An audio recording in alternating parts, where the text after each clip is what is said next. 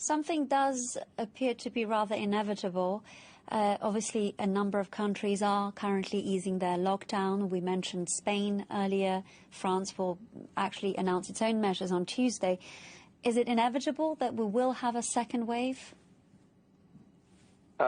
I think it is inevitable. I think it's something we should brace for, and that's why most of the countries that are reopening in phases and keeping a close eye at the case number, and will have to implement strict contact tracing and isolation measures to stay on top of the second wave. And lastly, common coronaviruses are said to be highly seasonal. Some researchers, including those from Oxford University, have said that this is also the case with COVID-19. When do you think we will know for sure? Because, of course, the summer months are fast approaching, especially on this side of the world.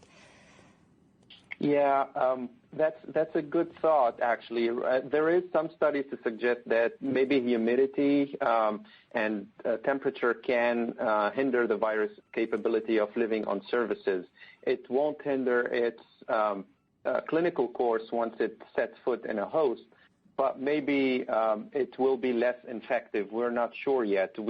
Only the summer month will tell us. We do know that UV light kills it, and a lot of centers are actually using UV light to disinfect masks for reuse. And so maybe the summer month will carry higher UV indexes, and so it will make the virus less apt to live and infect. That's the big question. We certainly hope for, but then again, we should brace for the fall.